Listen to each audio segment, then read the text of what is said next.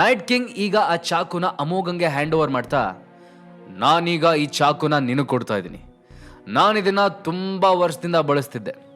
ಈಗ ನಿನಗೆ ಕೊಡ್ತಿದ್ದೀನಿ ಅಂದರೆ ನೀನು ಅದನ್ನ ನಿನ್ನ ಜೀವಕ್ಕಿಂತ ಹೆಚ್ಚಾಗಿ ನೋಡ್ಕೋಬೇಕು ಅಂತ ಎಚ್ಚರಿಕೆ ಕೊಟ್ಟ. ನಂತರ ನೈಟ್ ಕಿಂಗ್ ಗಂಭೀರವಾಗಿ, ಈಗ ನೀನು ತಯಾರು ಮಾಡಿದ ಮಾತ್ರೆನ ತಗೋ, ಅದರಿಂದ ಏನಾದರೂ ಸೈಡ್ ಎಫೆಕ್ಟ್ಸ್ ಆಗಬಹುದೇನೋ, ಹಾಗಾಗಿ ನಾನು ಸ್ವಲ್ಪ ದಿನ ನಿನ್ನ ಜೊತೆನೇ ಇರ್ತೀನಿ ಅಂತ ಹೇಳ್ತಾ ಲಿವಿಂಗ್ ರೂಮಿಗೆ ಹೋಗಿ ಕೂತ್ಕೊಂಡ. ಅಮೋಘ್ ಆ ಮಾತ್ರೆ ತಗೊಂಡ ನಂತರ 2 ವಾರದ ನಂತರ ನೈಟ್ ಕಿಂಗ್ ಅವನ ಜೊತೆನೇ ಪೆಂಟ್ ಹೌಸ್ನಲ್ಲಿದ್ದ. ಅಲ್ಲಿದ್ಕೊಂಡು ಅಮೋಘಂಗೆ ತನ್ನ ಹತ್ರ ಇದ್ದ ನಾಲೆಜ್ನೆಲ್ಲ ಪಾಸ್ ಆನ್ ಮಾಡ್ತಾ ಇದ್ದ. ಇದರಿಂದಾಗಿ ಕೇವಲ 2 ವಾರದಲ್ಲಿ ಅಮೋಘನ್ ಸ್ಕಿಲ್ಸ್ ಸಿಕ್ಕಾಪಟ್ಟೆ ಪ್ರೋಗ್ರೆಸ್ ಕಾಣ್ತು. ನೈಟ್ ಕಿಂಗ್ ಒಂದಿನ ಅಮೋಘ್ನ ಹತ್ರ ಬರ್ತಾ, ನಾನು ಇಲ್ಲಿ ತನಕ ನಿನಗೆ ಸಾಕಷ್ಟು ಸ್ಕಿಲ್ಸ್ ಕಲಿಸಿದ್ದೀನಿ ಅಮೋಘ್, ಇನ್ನು ಉಳಿದ ನಾಲೆಜ್ ಏನಿದ್ರು ನಿನಗೆ ಟೈಮ್ ಬಂದಾಗ ತಾನಾಗೇ ಗೊತ್ತಾಗ್ತಾ ಹೋಗುತ್ತೆ. ನಾನಿನ್ನು ಇಲ್ಲಿಂದ ಹೊರಡ್ತೀನಿ ಅಂತ ಹೇಳ್ದ. ಇಷ್ಟು ಬೇಗನಾ? ಮತ್ತೆ ನಂಗೆ ಏನಾದರೂ ಡೌಟ್ಸ್ ಬಂದರೆ ನಾನು ನಿಮ್ಮನ್ನು ಹೇಗೆ ಕಾಂಟ್ಯಾಕ್ಟ್ ಮಾಡೋದು? ಅಮೋಘ್ ಸರ್ಪ್ರೈಸಾಗಿ ಕೇಳ್ದ. ಅಮೋಘನ್ ಮಾತಿಗೆ ನೈಟ್ ಕಿಂಗ್ ಸ್ಮೈಲ್ ಮಾಡ್ತಾ, ನನ್ನನ್ನು ಇನ್ನು ಮುಂದೆ ಕಾಂಟ್ಯಾಕ್ಟ್ ಮಾಡೋ ಅಗತ್ಯ ಇಲ್ಲ ಅಮೋಘ್, ಅಂಥ ಸಮಯ ಬಂದರೆ ನಾನೇ ನಿನ್ನನ್ನು ಹುಡುಕೊಂಬರ್ತೀನಿ. ಆದರೆ ಅಲ್ಲಿ ತನಕ ನಾನು ಹೇಳ್ಕೊಟ್ಟ ಸ್ಕಿಲ್ಸ್ ಯಾವುದನ್ನು ಪ್ರಾಕ್ಟೀಸ್ ಮಾಡೋದು ಮಾತ್ರ ಬಿಡಬೇಡ ಅಂತ ಹೇಳ್ತಾ ಅವನ ಭುಜ ತಟ್ಟಿ ಹೊರಟೋದ. ಇನ್ನೊಂದು ಕಡೆ ಶ್ರೀಲೀಲಾ ಆಗ ತಾನೇ ಅರಸು ಮೀಡಿಯಾದಲ್ಲಿ ಕೆಲಸ ಮುಗಿಸಿ ನಡ್ಕೊಂಡು ಬರ್ತಾ ಇದ್ಲು. ಅವಳ ಮುಖದಲ್ಲಿ ದೊಡ್ಡ ನಗುನೇ ಕಾಣ್ತಾ ಇತ್ತು. ಮೈಟಿ ಕಿಂಗ್ ಅನ್ನೋ ಅಕೌಂಟಿಂದ 1,00,000 ದುಡ್ಡು ಅವಳ ಲೈವ್ ಟೆಲಿಕಾಸ್ಟ್ನಲ್ಲಿ ಟ್ರಾನ್ಸ್ಫರ್ ಆಗಿ ಅದಾಗಲೇ 2 ವಾರ ಆಗಿತ್ತು. ಅವತ್ತಿಂದ ಶ್ರೀಲೀಲಾಗೆ ವ್ಯೂವರ್ಸ್ ಮತ್ತು ಫಾಲೋವರ್ಸ್ ಸಿಕ್ಕಾಬಡೆ ಜಾಸ್ತಿ ಆಗಿದ್ರು. ಬರೀ ಅವಳ ಸೋಷಿಯಲ್ ಮೀಡಿಯಾ ಅಕೌಂಟ್ಸ್ ಅಷ್ಟೇ ಅಲ್ಲದೆ ಅರಸು ಮೀಡಿಯಾದಲ್ಲಿ ಅವಳು ನಡೆಸೋ ಶೋಗೂ ವ್ಯೂವರ್ಸ್ ಜಾಸ್ತಿ ಆಗಿದ್ರು. ಶ್ರೀಲೀಲಾ ಮನೆಗೆ ಬಂದಿದ್ದೆ ಸರೋಜಾ ಅವಳಿಗೆ ಕೂತ್ಕೊಳ್ಳೋದಕ್ಕೆ ಹೇಳಿದ್ರು. ಲೀಲಾ, ಅದು ನಾನು ನಿನ್ನ ಹತ್ರ ಒಂದು ವಿಷಯ ಡಿಸ್ಕಸ್ ಮಾಡಬೇಕಿತ್ತು. ನೋಡು, ನೀನೀಗ ಸೆಲೆಬ್ರಿಟಿ, ಸೋಷಿಯಲ್ ಮೀಡಿಯಾದಲ್ಲಿ ಸಿಕ್ಕಾಪಟ್ಟೆ ಫಾಲೋವರ್ಸ್ ಆಗಿದ್ದಾರೆ ನಿನಗೆ, ಕಂಪನಿಯಲ್ಲೂ ನಿನ್ನ ಶೋಸ್ನ ತುಂಬ ಜನ ನೋಡ್ತಾರೆ. ಇಂಥ ಟೈಮಲ್ಲಿ ನಾವ್ಯಾಕೆ ಯಾವುದಾದ್ರೂ ದೊಡ್ಡ ಪ್ಲೇಸಿಗೆ ಶಿಫ್ಟ್ ಆಗಬಾರ್ದು? ಮನೆಯಲ್ಲಿ ಒಂದು ಎಕ್ಸ್ಟ್ರಾ ರೂಮ್ ಇದ್ದರೆ ನೀನು ದಿನ ಲೈವ್ ಬರೋದಕ್ಕೂ ಈಸಿ ಆಗುತ್ತಲ್ವಾ ಅಂತ ಹೇಳಿದ್ರು. ನಂತರ ಸರೋಜಾ ಸ್ವಲ್ಪ ಟೈಮ್ ಮಾತು ನಿಲ್ಲಿಸ್ತಾ, ಹೀಗೆ ಹೇಳ್ತೀನಿ ಅಂತ ಬೇಜಾರು ಮಾಡ್ಕೋಬೇಡ, ಆದರೆ ಆ ಅಮೋಘ್ ಜೈಲಿಂದ ಹೊರಗೆ ಬಂದಾಗ ನಮ್ಮನ್ನು ಹುಡ್ಕೊಂಡು ಬರೋದಕ್ಕೂ ಆಗಲ್ಲ, ಅದಕ್ಕೆ ಕೇಳ್ತಾ ಇದ್ದೀನಿ, ಬೇರೆ ಕಡೆ ಮನೆ ನೋಡೋಣವಾ ಅಂತ ಕೇಳಿದ್ರು. ಬೇರೆ ಕಡೆ ಅಂದರೆ ಎಲ್ಲಿಗೆ ಹೋಗ್ಬೇಕಮ್ಮ? ನಿಂಗೆ ಯಾವುದಾದ್ರೂ ಪ್ಲೇಸ್ ಗೊತ್ತಿದೆಯಾ ಅಂತ ಕೇಳಿದ್ಲು. ಅದಕ್ಕೆ ಸರೋಜಾ ಫುಲ್ ಎಕ್ಸೈಟ್ ಆಗಿ, ಅಯ್ಯೋ ಹ್ಞೂ ಕಣೆ, ನನ್ನ ತಲೆಯಲ್ಲಿ ಒಂದು ಬೆಸ್ಟ್ ಪ್ಲೇಸ್ ಇದೆ, ಅಂಥ ಜಾಗ ನಿನಗೆ ಬೆಂಗಳೂರಲ್ಲೇ ಎಲ್ಲೂ ಸಿಗೋಕ್ಕೆ ಸಾಧ್ಯ ಇಲ್ಲ ನೋಡು. ಅದೇ ನಮ್ಮ ಭಾನು ಇದ್ದಾಳಲ್ಲ, ಅವಳೀಗ ಚಿತ್ರಕೂಟ ಹೋಟೆಲ್ ಪಕ್ಕದಲ್ಲೇ ಸುಮಾರು ದೊಡ್ಡ ದೊಡ್ಡ ಬಿಲ್ಡಿಂಗ್ಸ್ ಕಟ್ಸಿದ್ದಾಳೆ. ಇತ್ತೀಚೆಗಷ್ಟೇ ಅವೆಲ್ಲ ಕನ್ಸ್ಟ್ರಕ್ಷನ್ ಕಂಪ್ಲೀಟ್ ಆಗಿದೆ. ನಾನು ನೆನ್ನೆ ತಾನೇ ಅದರ ಅಡ್ವರ್ಟೈಸ್ಮೆಂಟ್ ನೋಡಿದೆ. ಅಬ್ಬಾ, ಎಷ್ಟು ಚೆನ್ನಾಗಿದೆ ಗೊತ್ತಾ, ಜೀವನ ಮಾಡಿದ್ರೆ ಅಂಥ ಜಾಗದಲ್ಲಿ ಮಾಡ್ಬೇಕು ನೋಡು ಅಂತ ಹೇಳಿದ್ರು.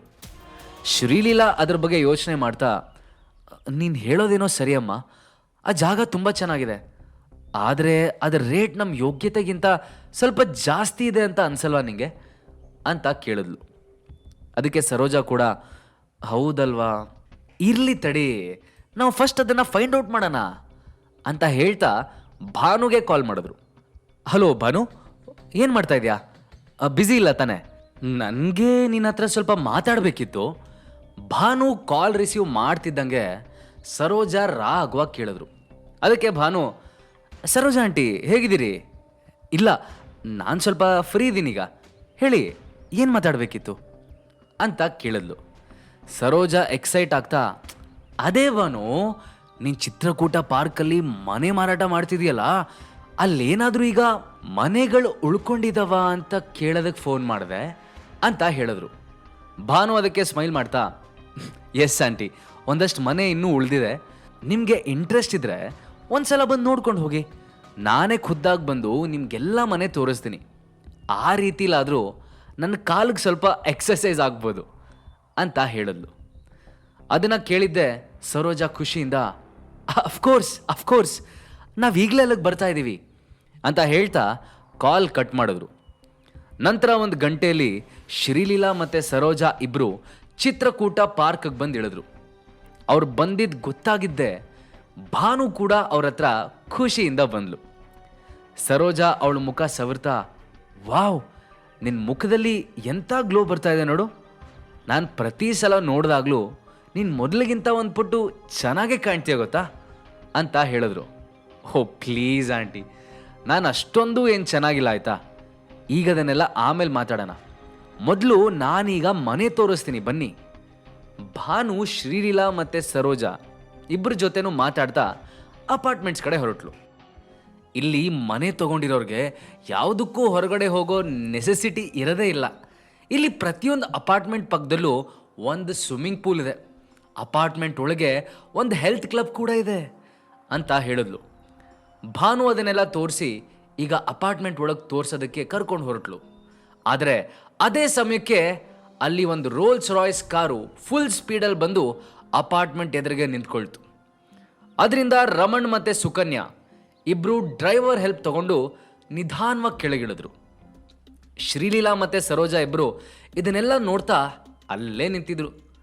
ಸರೋಜಾ ಅಂತೂ ರಮಣ್ ಮತ್ತು ಸುಕನ್ಯಾ ನೋಡಿ ಸಿಟ್ಟಾಗಿ, ಥೂ, ಇವರೆಲ್ಲೂ ಬಂದ್ರ, ನಾನೇನೋ ಇಷ್ಟು ಪಾಸ್ಟ್ ಜಾಗಕ್ಕೆ ಬಂದಾಗ ಯಾವುದಾದ್ರೂ ಕ್ಲಾಸ್ ಇರೋ ಜನರನ್ನು ನೋಡೋದಕ್ಕೆ ಸಿಗುತ್ತೆ ಅಂತ ಅಂದ್ಕೊಂಡ್ರೆ ಇಲ್ಲಿ ಕಾಣ್ತಾ ಇರೋದು ಯಾರನ್ನ? ಆ ಯೂಸ್ಲೆಸ್ ಅಮೋಘನ್ ಪೇರೆಂಟ್ಸ್ನ.